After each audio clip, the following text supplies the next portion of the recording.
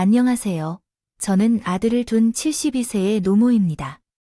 이런 곳에 사연을 보내게 될 줄은 전혀 예상하지 못했어요. 남편은 일찌감치 세상을 떠나셨고, 자식은 아들 한 명뿐이라 형제간의 다툼 문제도 없었죠. 게다가 제가 며느리 욕망이 없었습니다. 아들이 좋다고 생각하는 며느리라면 그걸로 충분히 만족했어요. 그런데 며느리와 그 집안에 문제가 생겼네요.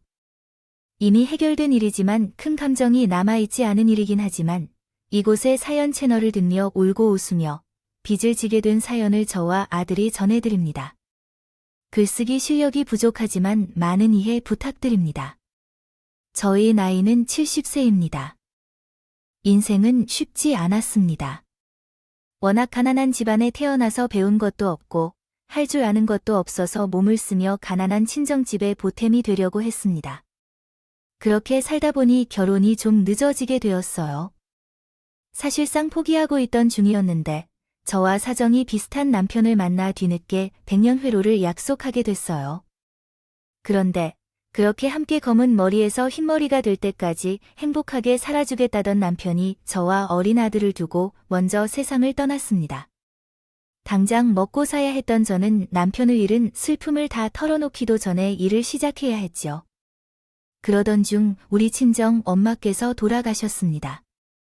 저희가 계속하여 해오던 생선 장사를 이어가게 되었습니다. 사실 저희 형제들은 어릴 적 친구들로부터 받은 놀림이 어른이 되어도 마음속 깊은 상처로 남아있어서 엄마가 하던 장사를 계속할 생각은 하지 않았습니다. 하지만 제 입장에서는 당장 입에 풀 죽이는 것이 중요하다고 생각했기에 그런 상처가 얼마나 중요한지는 생각지 않았습니다. 물론 저도 망설이기는 했어요. 제가 어릴 때 받았던 놀림을 내 아들도 받게 될 것이라고 생각해서 말이에요. 그리고 제 전망대로 아들은 학교 친구들로부터 생선 냄새가 난다며 놀림을 받았습니다. 아들이 사용하는 물건들과 옷을 관리해도 제 몸에서 나는 생선 냄새는 어쩔 수 없었어요. 저도 어린 시절 그 놀림을 많이 힘들게 받았기 때문에 학교에서 놀림을 받는 아들을 걱정했습니다. 그러나 아들은 저와 형제들과는 다르게 자신이 받는 놀림이나 생선 장사를 하는 엄마에 대해 부끄러워하지 않았어요. 그렇게 일찍 어른다운 아들은 공부도 잘하고 모자란 지원을 받아도 혼자서 꽤 잘 해내었습니다. 꽤 잘 해내다고만 하기에는 부족합니다. 다른 친구들보다 더 앞서가기도 했으니까요. 엄마가 아무것도 도와주지 않았지만 아들은 어린 나이에 계약 기간이 있긴 하지만 한 대학에서 전임 강사가 되었고 전공 분야에서도 두각을 나타내며 이름을 세웠습니다. 알리고 있었습니다. 그런 아들이 당연히 대견스럽고 자랑스러웠죠. 그래도 제가 아들을 자랑하고 다닐 때 보면 저도 모르게 우리 아들의 이름에 먹칠을 하게 될까봐 저희 형제들에게만 자랑을 하고 항상 입을 다물고 다녔습니다. 제가 제일 걱정했던 것은 그 때문에 아들 앞길이 막히는 일이니까요. 그렇게 뭘 말해주지 않아도 도움을 넉넉히 주지 않아도 알아서 잘 해나가던 아들이 결혼을 하고 싶은 여자가 있다며 저에게 결혼 인사 겸 소개를 해줄 겸 집으로 데려왔습니다. 처음에 그 가희라는 아이를 봤을 때는 마냥 착해 보였습니다. 진지한 표정으로 말씀드렸어요. 외모도 그렇고 말하는 것도 참 야무지고 제 배려를 많이 해주셔서 감사해요. 제 집이 많이 허름하다면서 미안해 하셨는데 이렇게 소중한 손님을 맞이하는 건 아니에요. 성현이가 결혼할 사람인데 괜찮다고 하셔서 모두 좋다 하셨지만 오히려 저는 기쁘네요. 들은 바에 의하면 성현 씨는 이곳에서 태어나 자라셨다고 하더라고요.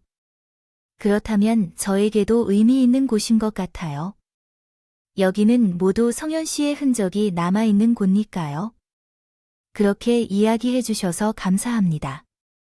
이 모든 음식은 제가 손수 만든 거니까 많이 드세요. 톡 쏘지 않는 음식은 먹이지 말고 편안하게 하세요. 감사합니다. 맛있게 잘 먹겠습니다. 하지만 어머니요, 편안하게 하세요. 그래야 하는데 말을 놓기가 쉽지 않네요. 어머님께서 말씀을 편하게 해주셔야 합니다. 그러면 저도 어머님을 좀 더 편안하게 보실 수 있겠죠.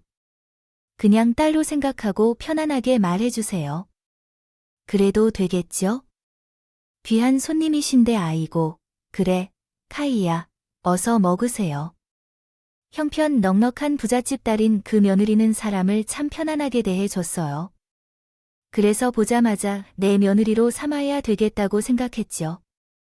그날, 그래서 첫인사를 한 이후로 며느리는 종종 아들과 함께 우리 집을 찾아왔어요. 그런데 제가 이상한 모습을 보게 됐어요. 며느리가 우리 집에 들어오기 전에 옷을 갈아입었다고요. 아들이 모르게 말씀하시는 거죠. 그리고 입었던 옷을 벗어다가 쓰레기통에 버린 후에 가는 거죠. 아무리 생각해도 그 행동이 무엇인지 몰랐었죠. 혹시 밥을 먹거나 음료를 마실 때 옷에 튀는 걸 막기 위한 옷인가요 싶었어요. 매번 앞치마를 하는 것으로 나타나면 까탈스럽게 생각할까봐 저렇게 행동하는 건가 생각했죠. 뭐 어쨌든 그때 며느리의 행동이 무슨 의미인지 왜 그런 행동을 하는지 알 수 없었죠. 그것 외에는 아무 문제가 없다고 생각하던 저는 아들의 결혼을 위해 얼마 후에 사돈들과 상견례를 가게 되었어요. 첫 상견례 자리 분위기는 매우 좋았습니다. 넉넉한 형편을 가진 사돈 측에서 우리 집안 형편을 배려해 주셔서 조율이 필요 없이 결혼식 준비가 순조롭게 진행되었거든요. 그런데 결혼식 관련해서는 서로 맞춰주려는 태도와는 다르게 서로의 자녀들과 대화하는 중에 제가 무시당하는 느낌을 받았습니다. 그러나 다시 생각해봐도 우리 청서방은 정말 대단하네요. 제 어린 나이에 전임 강사가 되는 일은 쉽지 않았는데 우리 청서방이 어떤 집안에서 어떤 지원을 받으며 공부를 했는지 궁금해서요. 또한 자녀를 저렇게 훌륭하게 키운 것에 감탄을 금할 수 없습니다. 부모님도 만나고 싶었지만 우리 친구 카이가 사돈 이야기를 듣고 얼마나 놀랐는지 모릅니다. 정말 많은 의미로 놀랐어요. 그러면서 더 확신이 들었습니다. 우리 청서방이 제대로 받을 만한 지원만 있다면 자기가 공부하는 데에서 진정으로 큰 성과를 낼 것이란 걸 말이에요. 사돈도 그렇게 생각하실 거예요. 네, 맞아요. 제가 해준 것도 없는데 자기가 혼자서 잘 자란 것 같아요. 그래서 앞으로 청서방이 한국을 넘어 세계적인 교수가 될 수 있게 사돈께서 도움을 주고 싶어 하실 겁니다. 아하, 그렇구나. 제가 해줄 수 있는 게 없지만 사돈만 제대로 도와주신다면 우리 청서방 앞길에 어떤 걸림돌도 없어질 거예요. 전반적인 대화를 보면 아들을 위해 이렇게요.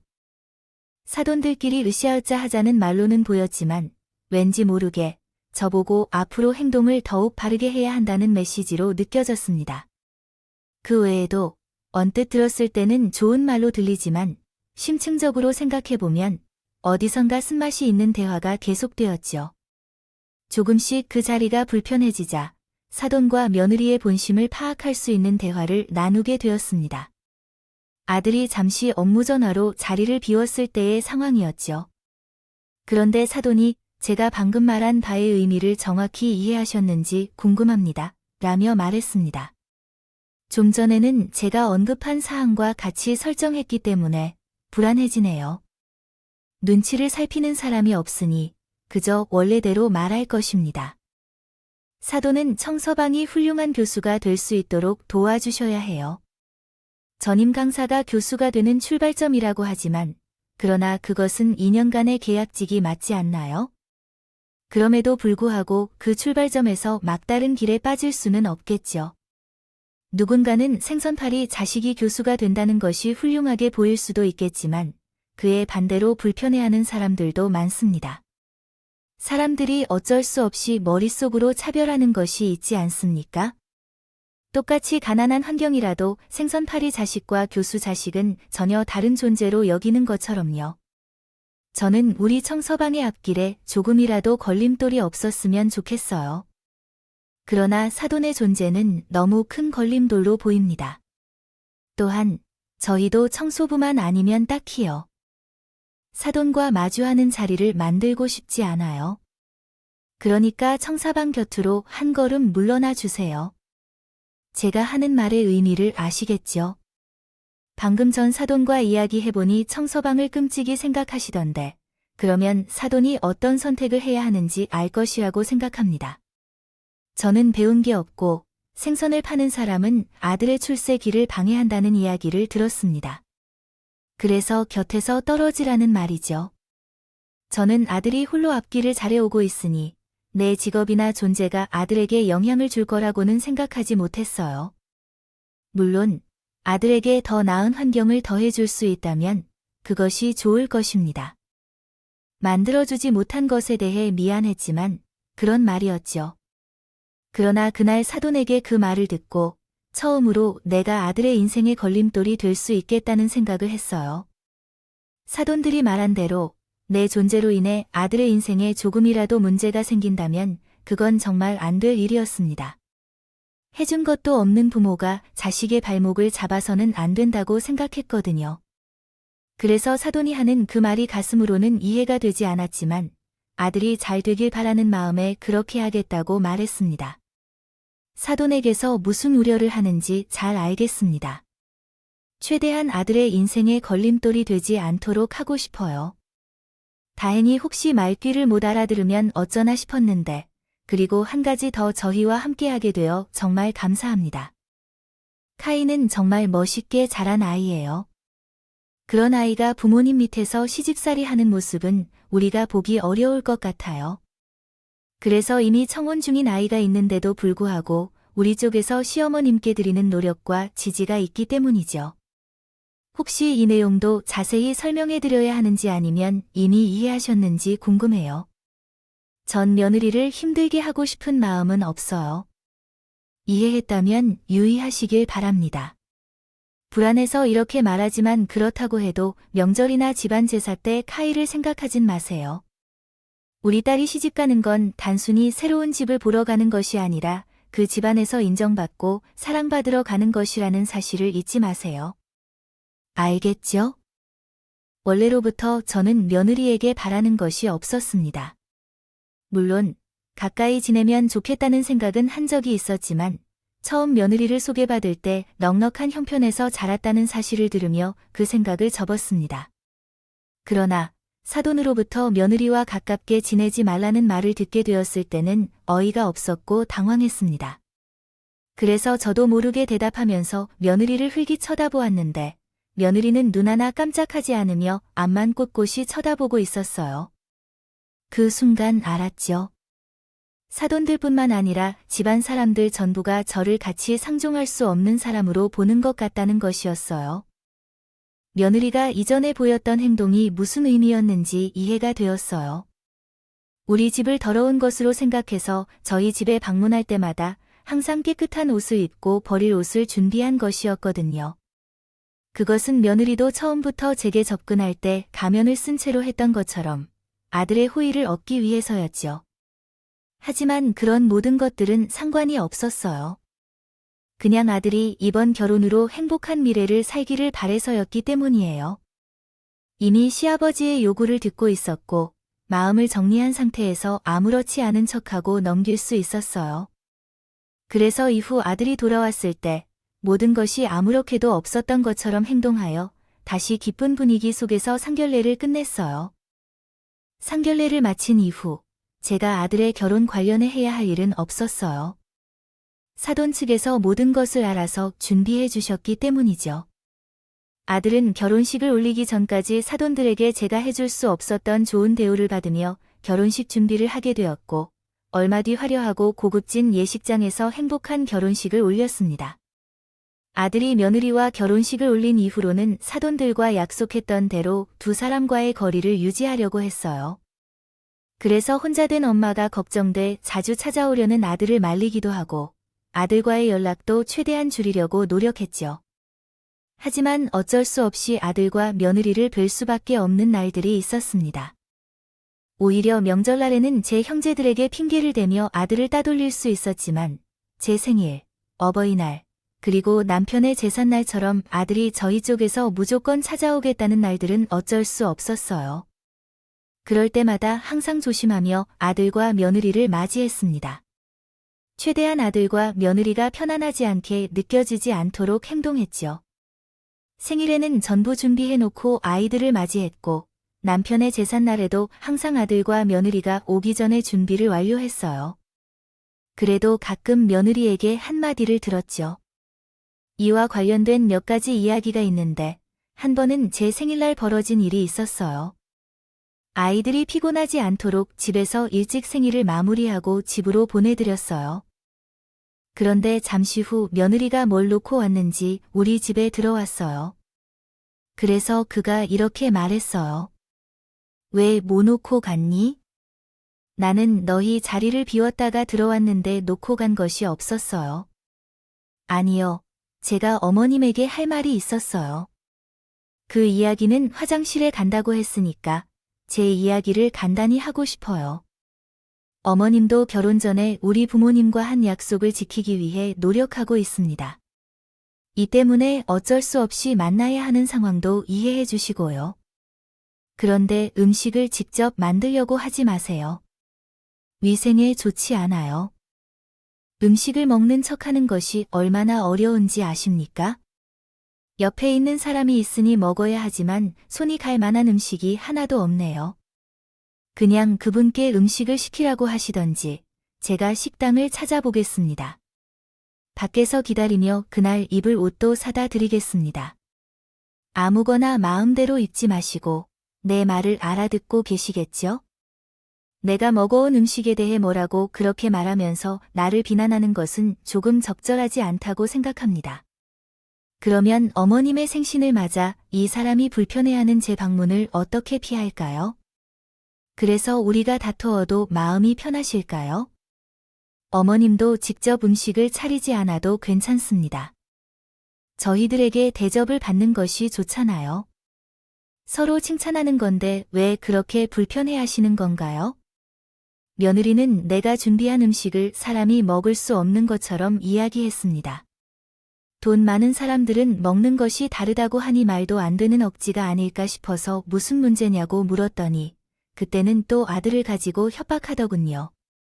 말만 길어질수록 내 마음만 터지고 억울하다는 생각이 들어 그냥 며느리의 말에 따르기로 했습니다. 그렇게 음식 문제를 해결하고 또 다른 문제에 매달리며 날 괴롭혔어요. 이번에는 집 문제였어요. 남편의 제사날에 며느리와 아들이 도와주지 않고 제사 준비를 다 끝낸 후에 제사를 지내게 되었죠. 그리고 잠시간 아들과 함께 했습니다. 대화를 하고 있는데 갑자기 며느리가 설거지를 하려는 것이었습니다. 그 모습에 놀라서 주방으로 가서 며느리를 말리게 되었어요. 그러나 그녀는 고집스럽게 자신이 설거지를 해야겠다고 버티는 거였죠. 왜 그럴까 생각했지만 혼자 설거지를 하다가 또 다른 어려움에 직면할 수도 있어서 제가 옆에서 도와주겠다고 했어요. 그래서 저와 며느리가 주방에서 함께 시간을 보내고 있었고 신랑은 방으로 들어가 쉬고 있는 듯한 표정이었습니다. 며느리의 기분을 살펴보면서 주변을 살피고 있는데 그녀가 기분이 상해서 말을 시작했습니다. 이 집은 물도 제대로 나오지 않네요. 어머님, 이런 곳에서 생활하시기 불편하지 않으세요? 내가 불편한 것이 무엇인지 궁금할 뿐이에요. 저는 평생 여기에서 살았는데 매번 고칠 곳은 있는데도 나쁘지 않습니다. 아니요, 이 집에 찾아오는 저가 불편함을 느끼는 말이에요. 그리고 성현 씨의 입장도 생각해 주셔야죠. 대학 강단에서 사람의 부모님이 이런 집에서 생활한다는 얘기를 하면 그런 표현을 쓰겠어요? 전화로 성현 씨한테 할 거 아니에요. 제가 우리 부모님께 작은 구축 아파트의 전세값이라도 구할 수 있도록 도와달라고 할 거니까 거기서 살아주세요. 자식을 망신시키지 마십시오. 그래서 제가 성현이의 지인들 앞에 나서지 않고 있는데요. 나는 다른 이들의 도움을 받고 다른 사람의 집에서 얹어 사는 걸 싫어해요. 앞으로도 성현이에게 피해가 가지 않게 할 테니 너도 그런 말을 꺼내지 마십시오. 제발. 고집 좀 부리지 마세요. 제가 서로 편하고 좋을 방법을 제시하는 거 아니겠어요? 그럼 모든 어머니께서 생각하는 것보다 낫겠죠. 하고 그냥 받아들이시면 되고요. 왜 생각 한 번도 안 하고 고집을 피우십니까? 어머니가 생각하는 것이 다 맞지 않으면 지금까지 그렇게 사셨겠지요. 제발 하나라도 더 배운 사람의 말을 좀 따르세요. 너 정말 이렇게 할 건가요? 제가 싫다고 했는데 왜 계속 그러는 건가요? 너나 성현이한테 피해가 가지 않게요.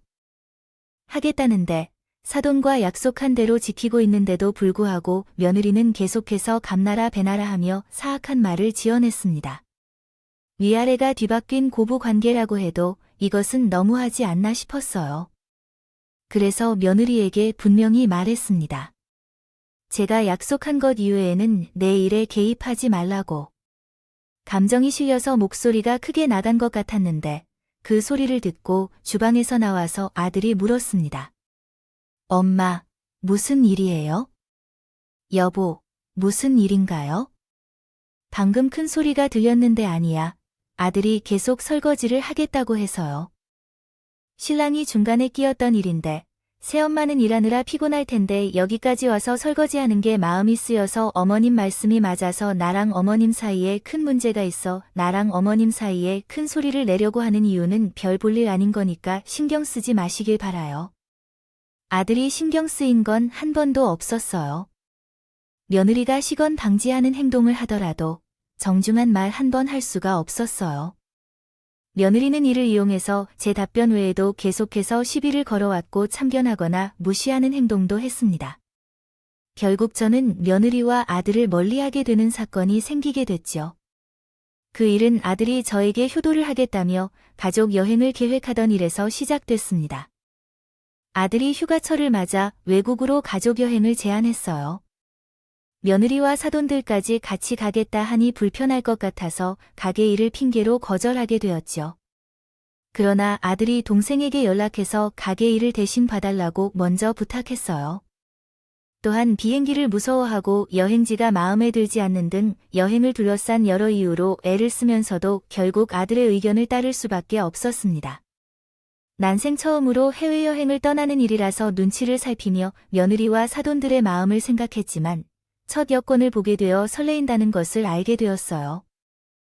눈치를 좀 보면 사돈과 며느리에게 기분 나쁜 소리 안 들을 거고 아들과의 여행을 더 즐길 수 있을 것 같았습니다. 그렇게 아들이 저를 데리러 와서 공항까지 가는 동안은 기분 좋은 시작을 했습니다. 하지만 공항에서 만난 사돈들을 보고 곧바로 기분이 상했지요. 눈치만으로도 알 수가 있었어요.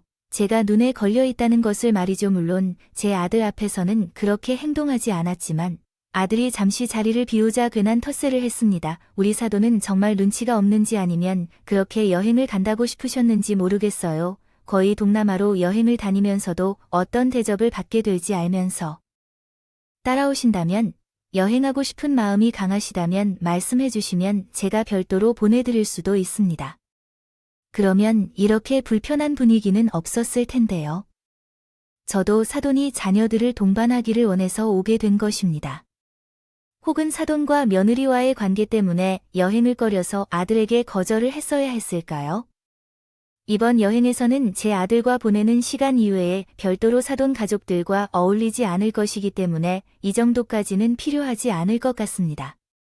사돈만큼이나 저도 불편하다는 것은 마찬가지이며 우리 사돈의 태도가 예전과 다르다는 것이네요. 봤다. 그러면 그렇게 하는 건가요? 알겠습니다. 무슨 일이 있든 따라오겠다고 하시는데 제가 거부할 수 있나요? 그렇다면 이번 여행은 마음껏 즐기세요. 그래서 공항부터 제게 불편한 기분을 숨기지 않은 사돈들과 며느리와 여행하는 동안 저에게 주의를 기울이더군요. 그런 상황을 무시하고 넘길 수 있지만 사람은 매우 어리석게 된다는 것을 깨달았어요. 아들이 혼자서 가족 4명을 데리고 다녔기 때문에 매우 바쁘고 혼란스러운 상황이 많았습니다. 그래서 그때도 차량 렌트 때문에 어쩔 수 없이 아들과 따로 이동하게 되어 나머지 가족과 함께 있었어요. 그런데 그때 갑자기 사돈들과 며느리가 영어로 대화를 하는 걸 보게 되어 제가 이해하지 못하는 대화를 주고받았어요. 일부러 그런다는 것을 알 수 있었지만 그렇다고 제가 뭐라 할 수 있는 것도 아니었어요. 분명 저를 비하거나 조롱하는 것이 확실했어요. 그건 무시할 수 있었지만 갑자기 길가에서 사돈인 한 외국인 남자가 쟤를 가리키며 대화를 시도했습니다. 그리고 그 외국 소녀가 제게 다가와서 영어로 물었어요. 제 영어 실력이 거의 없어서 뭘 묻는지 몰라 당황했고 나머지 가족들은 그 장면을 보며 웃고 있었습니다. 그 소녀가 도와줄 것 같이 대답 좀 해주실래요? 아니면 무슨 말인지 몰라서 그러고 있는 거예요. 어머니가 모르시면 그냥 오케이 하세요. 그러면 끝나요. 아이가 없다면 영어를 못한다는 것이 나쁘다는 생각은 들지 않아요. 그러나 아이들은 제게 주시는 시선 속에 알아듣지 못할 말을 하며 다른 사람들은 웃으니 제게 당황스러웠어요. 이런 상황이 여러 번 있었었어요. 사돈과 며느리는 고의로 외국인들과 이야기하도록 하고 저에게 말을 걸도록 했지요. 이 상황이 당황을 불러일으켰어요. 어느 날은 무심코 오케이 라고 하다가 외국인에게 끌려 미용실로 데려가 진 적도 있었지요. 정말 부끄러웠어요. 자신들끼리 이해하지 못하도록 하며 남을 바보로 만든다는 것이지요. 결국 몸이 좋지 않다는 핑계로 나는 나머지 시간을 숙소에서 보내게 되었어요. 그들 앞에서 더 이상 바보가 되고 싶지 않았습니다. 여행에서 돌아오는 날 공항에서 사돈과 이별하며 또 한 번 수모를 당했어요. 사돈 이후부터는 영어를 좀 공부하고 오세요. 저희가 하는 말을 이해할 수 없으면 안 되잖아요. 그러다가 우리가 사돈 욕을 하면 어머님께 힘내지 말라고 하지 마세요. 한국 사람이라면 한국어만 알아도 충분하다고 생각해요. 그러다가 우리가 하는 말을 이해해도 어떤 도움이 되겠어요. 그렇게 되면 정말 큰일 날 수도 있는데. 영어를 못하는 게 계속해서 저를 바보로 만들고 부끄러웠어요. 이 일 이후로는 며느리 얼굴을 보기 부끄러웠습니다. 아들네를 더 피하고 있었습니다. 그런데 아무런 일도 없는 날에 며느리가 찾아왔어요. 그것도 그날을 시작으로 자주 오면서 할 것들을 사가지고 와서는 불편한 기색을 숨기지 못하는 제 곁에 딱 붙어 TV도 보고 밥도 먹고 가려고 하는 겁니다. 저희 집과 밥상을 불결하게 생각하던 아이가 말이에요. 어머니, 내가 여기까지 왜 왔어? 오늘은 회사가 좀 일찍 끝났어요.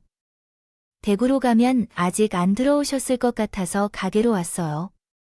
장사 아직 덜 끝나셨어요. 아니다, 이제 들어가 보려고 했다. 저 때문에 서둘러서 끝마치지 않으셔도 돼요. 제가 좀 기다리면 되는 거예요. 근데 생선은 이름이 뭐예요? 제 몸에 나는 생선 비린내를. 지독하게 거리를 두며 피해온 며느리가 온통 비린내 나는 생선으로 덮인 가게로 찾아왔을 때 정말 이상해 보였습니다. 도대체 며느리가 왜 그런 행동을 하게 된 걸까요? 처음에는 당연히 생전에 해본 적 없는 행동을 하는 며느리를 경계했지만 시간이 지날수록 경계심이 점차 사라지기 시작했습니다. 물론 왜 나에게 이렇게 친숙하게 대하는지 궁금했지만 먼저 물어볼 수는 없었습니다. 아들과 관련해 어떤 요구를 할지 두려웠기 때문이었죠. 그렇게 얼마 지나지 않아 며느리가 왜 나에게 친숙하게 대하는지를 알게 되었어요. 며느리가 저에게 돈이 필요하다고 말했어요. 그 돈은 적지 않은 액수였구나. 소원이 나는 돈이었어요. 어머님. 그러나 제게 돈 좀 빌려주시면 안 될까요? 돈, 내가 왜 나한테서 돈을 빌리느냐? 사돈들께서 형편이 어렵지 않으신데 그리고 무슨 일인데 나한테 돈을 빌려요? 혹시 성현이한테 무슨 일이 있니? 아니에요. 그게 아니라 주변 사람들의 말을 듣고 투자한 게 있는데 그게 1억 정도 든다고 해요. 그런데 그게 지금 상황이 안 좋아서 급하게 메워야 하는 상황이에요. 성현 씨도 모르고 우리 집 앞에서 말하기가 조금 어색한 상황이에요. 전에도 투자권 때문에 받은 게 좀 있어서요. 제가 금방 해결해 드릴게요. 만약 제 재선에서 문제가 해결되지 않으면 부모님께 솔직하게 말씀드려서 이제까지 쌓인 빚을 갚겠습니다. 돈을 빌려주실 수 있을까요? 저는 너를 믿지 못한다는 게 아니라 현재 제 형편이 좋지 않다는 것을 알아주기 위해서 그렇게 말한 거야. 또 다른 부분으로 성현 씨를 위해 모아둔 유산이 있잖아요. 그 돈으로 도와주실 수는 없을까요? 성현이도 모르는 그 돈에 대한 정보를 어떻게 알게 됐는지는 모르겠지만 며느리는 자신에게 1억 원을 빌려주실 것을 요청했습니다. 결국 그 돈을 빌리기 위해서는 알랑방귀를 뀌며 제 곁에서 붙어 있었던 것이죠. 어쨌든 돈이 있는 것을 알고 있는 며느리에게 돈을 빌려달라는 고민에 빠졌어요. 제가 고민하는 모습을 보인 후 며느리는 자신이 앞으로 잘할 것이라며 조건을 걸며 부탁했어요. 어머님, 앞으로도 제가 계속 잘할 거예요. 또한 며느리로서 시어머님께 못할 말은 결코 하지 않고 지금처럼 자주 찾아뵈겠어요. 당연히 성현 씨도 함께 올 거고요. 저희 부모님만 모르시면 되는 일이기 때문에 제가 입을 다물면 아무것도 해결되지 않을 테니까요. 그러니까 이번만 도와주시지 않을까요? 이전에 한 모든 일들을 미안하다고 속으로 빕니다. 그래서 봐 주십시오. 며느리가 말하는 것을 모두 믿지는 않았어요. 그래도 그가 입으로 한 말이니까 어긋나다 싶었습니다. 또 돈에 대한 이야기가 미리 나오기 전까지 제 행동을 보면 완전히 신뢰가 가지 않는 것도 아니었어요. 집안이 돈으로 따질 필요가 없었으니까 걱정하지 않아도 되었습니다. 며느리가 말한 1억 원을 빌려주기로 결정했습니다. 그런데 돈을 빌려주자마자 며느리는 신기하게도 집으로 오지 않았어요. 처음으로 든 생각은 속았다는 것이었으나 확인해 봐야 하는 일이었기에 며느리에게 전화를 걸게 되었습니다. 다행히 며느리는 제 전화를 받아서 돈 문제를 빨리 해결하기 위해 바쁘게 생활하느라 저에게 연락도 못하고 찾아가지도 못했다고 말했습니다. 그 말만으로도 만족을 했습니다.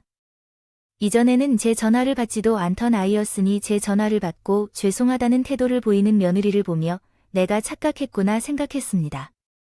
그리고 조금은 변한 듯한 며느리의 태도에 저에게 돈을 빌리며 약속했던 일들이 떠오르면서 내심 기대가 시작되었습니다.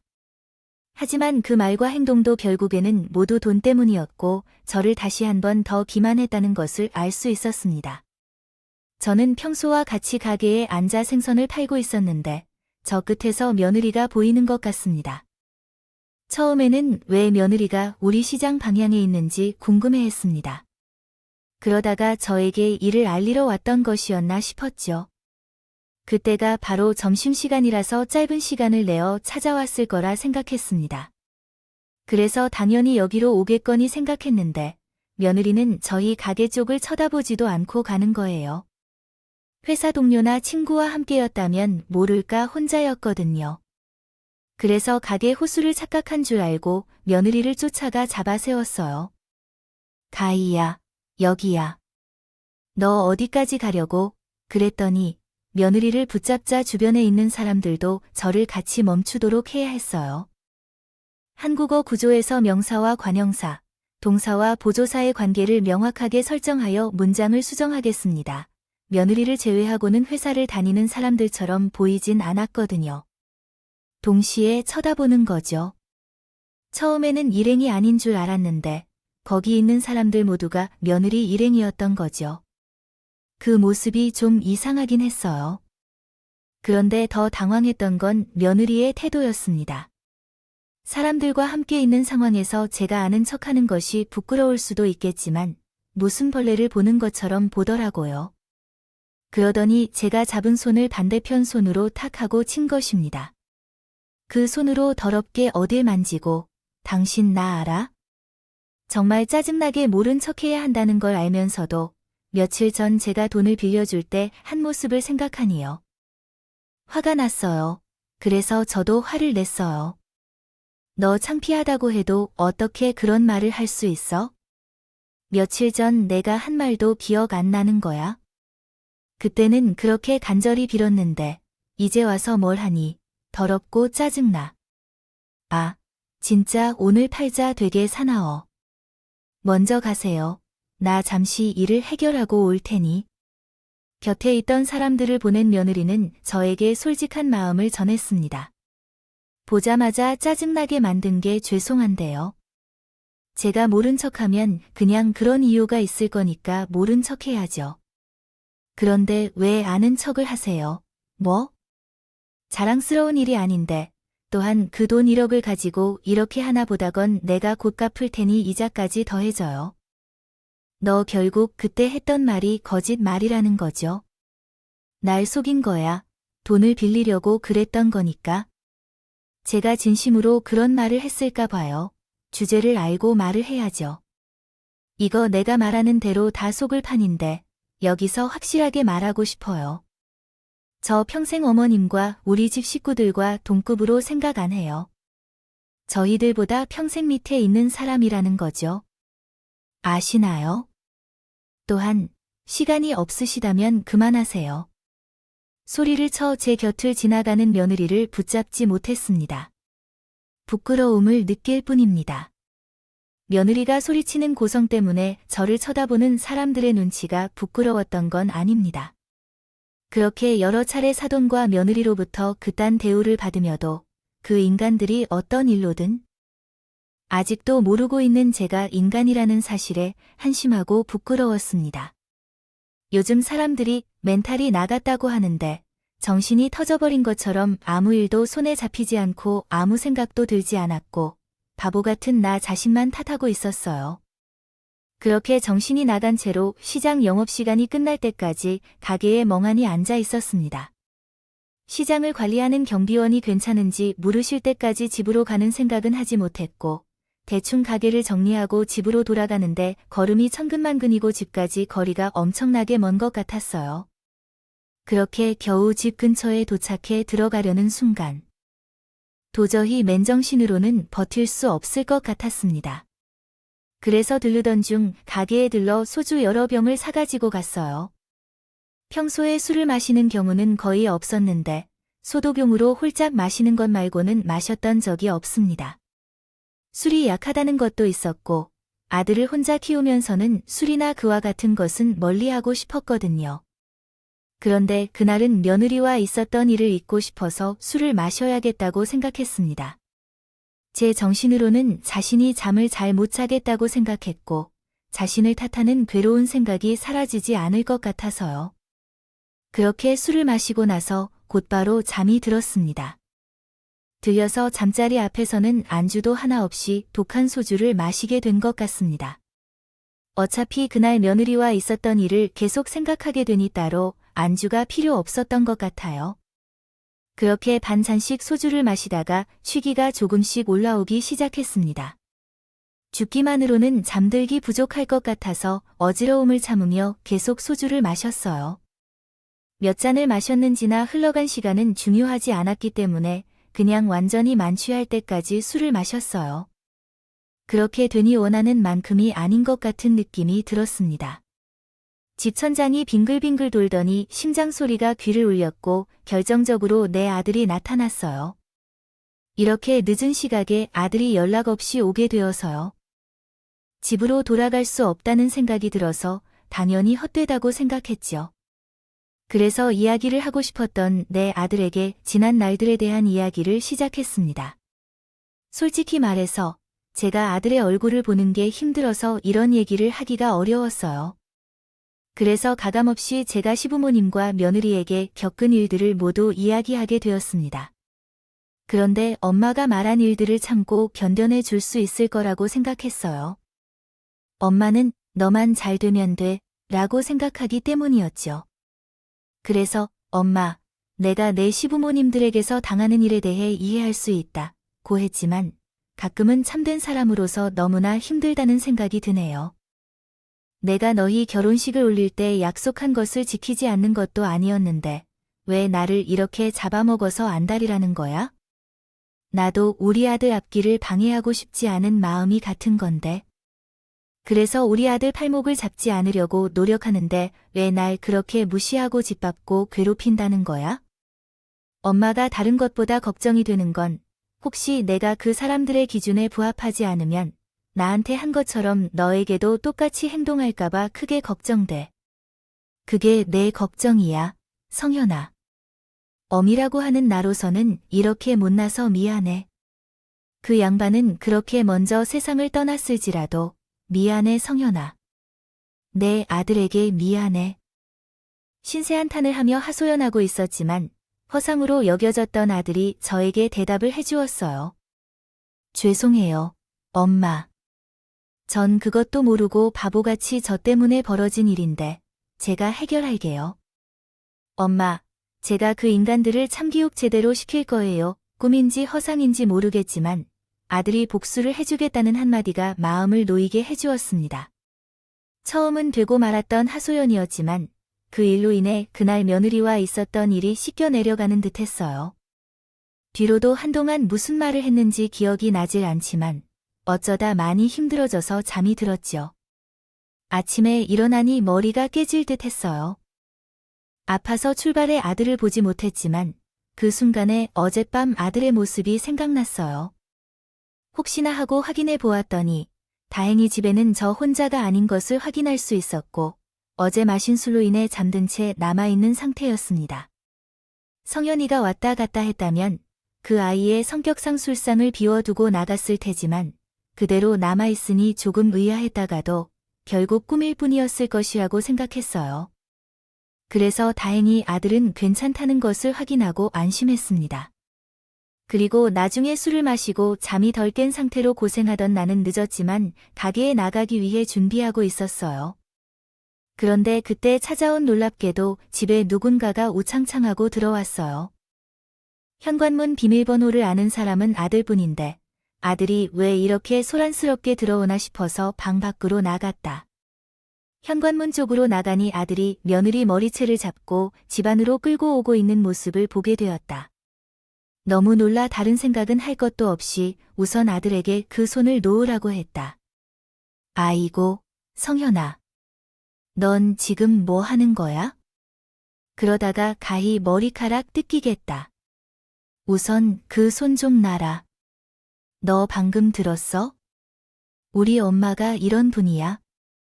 너 같은 게 우리 엄마를 그렇게도 무시하고 괴롭혔는데도 지금 내가 내 머리채 잡고 있으니까 내 걱정 먼저 하고 계시잖아.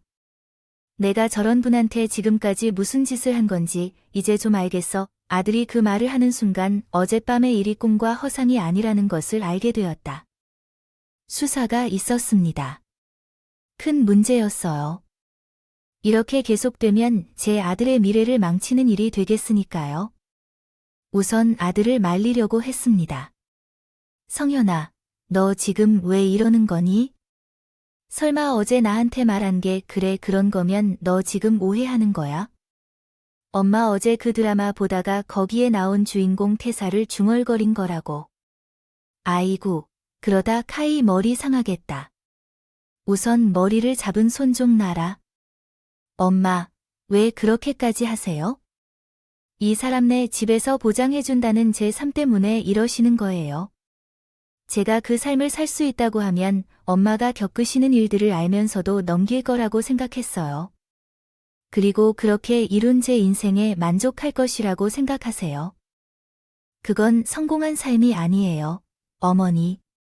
불행하고 괴로운 제 삶은 제게도 실패한 삶이고 용서받을 수 없는 행동을 한 삶이라고요. 제가 그런 행동을 저질러 이 사람들에게 용서받기 어려울 겁니다. 그리고 어제 말씀드린 대로 이 문제를 해결할 거예요. 제가 우리 어머니에게 무릎 꿇고 두 손 모아 진심으로 용서를 빌 거예요. 아들은 매우 흥분한 모습이었고 반면에 며느리는 순한 모습으로 변했어요. 며느리는 울면서 두 손을 싹싹하며 제게 용서를 구해 시작했어요. 어머님, 저는 그동안 정말 잘못했어요. 앞으로는 절대 어머님을 함부로 대하지 않고 무시하는 일이 없을 거예요. 그러니 제발 용서해 주세요. 그게 바로 제가 하고 싶은 사과인 거예요. 척 다 아는 척 했다며. 그런데 사과하는 법 하나 몰라. 그렇게 아무렇게나 뭉뚱그려 사과하면 그게 사과야? 당신이 잘못했던 일들 다 읊어가면서 사과해야 그게 똑바로 된 사과야. 미안해요, 여보. 당신이 너무 무섭게 해서 내가 무슨 잘못을 저질렀는지 기억이 안 나. 근데 내가 어머님께 다 잘못했다는 걸 알아. 지금까지 어머니께 며느리로서 자랐다는 게 하나도 없어. 그러니까 그냥 이렇게 사과만 해도 될까? 지금 아무런 생각도 나질 않는데. 어머님, 저 진짜 잘못했어요. 정말 2번 다시는 어머님께 함부로 구는 며느리가 되지 않겠습니다. 제가 약속할게요. 저로서는 아들에게 그만하라는 말밖에 할 수 없었습니다. 일이 어떻게 되건 이러다가는 아들이 어떤 식으로든 피해를 볼 것 같아서 말이죠. 그런데 아들은 거기서 그치지 않았어요. 며느리에게 그렇게 잘못한 것을 전부 써놓으라고 하더니 어딘가로 전화를 걸기 시작했습니다. 상대편에서 전화를 받자 통화 상대가 누군지 알 수 있었어요. 사돈이었어요. 이 일이 아들과 며느리 사이에서 넘어서 사돈들까지 관련될 것 같아서 막아야 되겠다고 생각했지요. 그래서 아들의 휴대폰을 빼앗으려고 했는데 아들이 그 전에 사돈께 잘못을 용서를 빌며 먼저 말했습니다. 청서방, 무슨 일로 전화했어요? 우리 어머니께 하신 잘못들을 사과하십시오. 뭐라고 하셨나요? 장인어른과 장모님이 직접 하신 일이니 더 잘 알고 있지 않습니까? 복 되세요. 어머님께 신뢰를 바탕으로 한 잘못했던 행동들에 대해 용서를 구하겠습니다. 도대체 어디서 이런 말을 듣고 그런 말씀을 하시는 거죠? 우리가 잘못한 점이 무엇인가요? 모친님이 그러신 말씀이지 않았을까요? 그렇게 말씀하시면 안 부끄럽지 않으세요? 나이가 들어서 사회적인 위치가 있는 분이 거짓말을 하는 것을 명백히 알게 되었을 때 나 또한 그렇게 행동하면 안 됩니다. 제가 장인과 장모님을 대접하는 것은 여기까지입니다. 언제까지 거짓말을 계속하시겠습니까? 종아리까지 내미시면 이로써 노인이 될 순 없습니다. 저의 마지막 말씀으로 진심으로 어머님께 사과드리겠습니다. 정서방님, 당신은 우리를 조금은 아끼게 해주었다고 할 뿐인데 이미 머리 큰 사람처럼 행동하시고 계시는군요. 시간이 흘러 이혼하게 된다면 당신은 어떤 후회를 하게 될 것인가요? 앞으로 계획된 자네 인생은 무엇인가요? 그러나 그럼에도 불구하고 우리는 자네 모친에게 사과할 이유가 없어. 자네도 모친도 사과할 일이 있는 걸로 생각할지 모르지만 꿀은 입장에 따라 당연한 일이었어. 못 베어먹은 새끼들, 결국에는 너희 미천함, 너희의 관점이 드러났지. 얼마나 마음이 좁고 배우지 못한 사람들인지 너희 스스로가 드러난 거지. 내 인생 계획에 대해서는 원래 도움이 필요하지 않았어. 지금 내가 있는 자리는 우리 어머니의 희생과 내가 노력해서 얻은 결과물이야. 그런데 너희들이 어디서 우리 어머니와 내가 만든 밥상에 숟가락을 가져오자고 하면 그런 이유로 사과할 필요가 없다는 거지. 알겠습니다. 당신의 딸이 우리 어머니에게 돈을 빌린 것으로 이해했습니다. 그 돈을 지금 당장 갚을 테니 동네 사람들 사이에 소문이 퍼지기 전에 어머니께 드릴 거예요. 내 딸이 돈을 빌렸다면 그것은 몇십만 원에 불과할 텐데 왜 동네 사람들 사이에 소문을 퍼뜨리겠다고 협박하나요? 그 돈과 이혼에 관한 이야기는 내 딸과 이야기해야지. 나는 찬으로부터 더 이상 얘기할 이유가 없는 것 같아서 여기까지 하겠어요. 그 돈은 1억이고 당신의 딸이 불법 도박 중에 날려버린 돈인데 며느리가 빌린 돈이 어디로 사용되었는지 그때 처음 알게 되었습니다. 전 그 돈을 투자 손해를 보았던 곳에 사용했다고 생각했는데 그게 불법 도박이라니 정말 기절할 뻔했습니다. 나중에 생각해보니 시장에서 우연히 만나 서로 마주쳤을 때 소동이 있었을 때 그 순간이 불법 도박을 하러 가는 길이 아닐까 생각이 들었습니다. 어울리지 않는 사람들과 며느리가 함께 있을 이유가 없었기 때문입니다. 사돈은 당황한 모습을 보이며 자신의 딸을 찾고 아들은 옆에 있던 며느리에게 전화를 받아 그 말이 사실임을 확인시켜 주었습니다. 그 순간부터 사돈들의 아들에 대한 태도가 변하기 시작했어요. 창서방은 일단 친정 좀 하게 하차하라는 입장이라고 생각해봐. 얼마나 당황스러울지.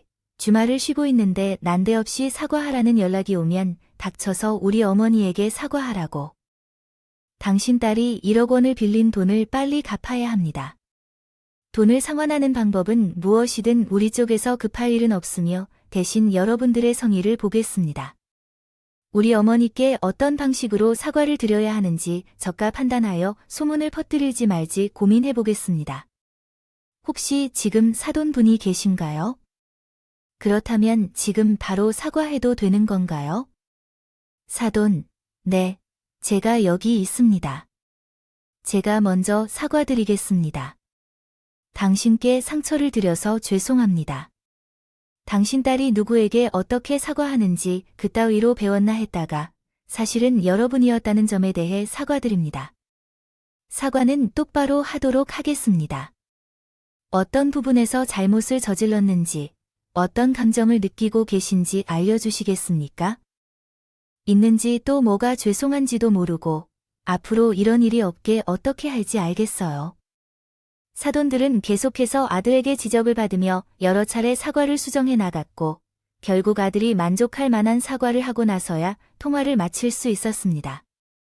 그동안 내게 잘못한 내용을 모두 종이에 옮겨 적은 며느리도 제 앞에서 자신이 저지른 잘못과 용서를 구하는 말을 하고 나서야 저희 집을 나갈 수 있었어요. 그 뒤로 아들은 용서를 구하는 사돈들과 며느리의 모습에도 불구하고 이혼을 강행했어요.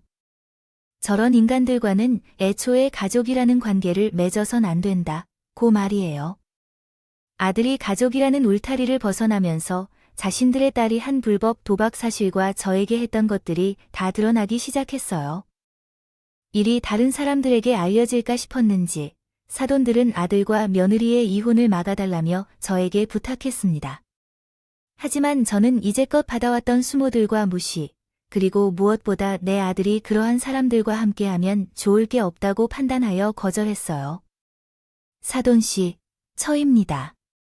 저희가 저번에 찾아갔을 때 일하시는 중이셔서 불편을 끼칠까봐 저희 뜻을 담은 편지를 두고 떠났습니다. 그런데 답장이 없어서 여쭤봅니다. 어떻게 생각하셨는지요? 예전에 두 분께 충분히 제가 얼마나 제 아들을 생각하는지 보여드렸다고 생각합니다. 그래서 제 아들이 두 분과 두 분의 따님과 함께 있는 게 위에서 제시한 글은 다음과 같이 수정될 수 있습니다. 나는 절대로 아들의 이혼 선택을 지지하고 싶어요. 직접 두 분과 며느리를 만나보니 인간다운 모습이 그들에게 없다는 걸 깨달았어요. 항상 그렇게 자랑하는 집안의 명예와 부귀를 받은 사람들은 비슷한 사람끼리 지내는 게 더 좋겠지요. 우리 아들은 훌륭한 사람이 될 것이니까 그런 집안의 영향을 받게 하고 싶지 않아요. 그리고 앞으로 다시는 우리 집에 방문하지 말아주세요. 한 번 더 의심스러운 행동을 한다면 당신 딸이 어떤 사람인지 소문내어야겠어요. 결국 당신 가족은 우리와 아들의 이혼 의사를 인정하기 위해 딸의 불법 도박을 비밀로 해야 할 것입니다. 말과 함께 거액의 위자료를 준비했습니다. 저는 아들이 그 돈을 받지 않고 이혼할 줄 알았는데 제 생각과 다르게 위자료를 받고 합의 이혼을 해주더라고요. 그리고 그 돈을 저에게 내밀었습니다. 엄마 이 돈 찝찝할 수도 있는데 그렇게 생각하지 마시고요. 엄마가 마음고생하신 갑이라 생각하시고 쓰세요. 제가 정교수가 될 때까지는 한참 걸리잖아요. 그리고 그 사이 돈을 많이 번다는 보장도 없고요.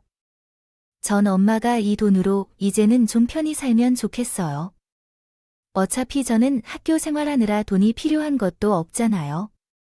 이 돈 안 받으셔도 제가 어떤 식으로든 엄마께 되돌려드릴 거니까 제 마음 편하게 엄마가 가져가서 쓰세요.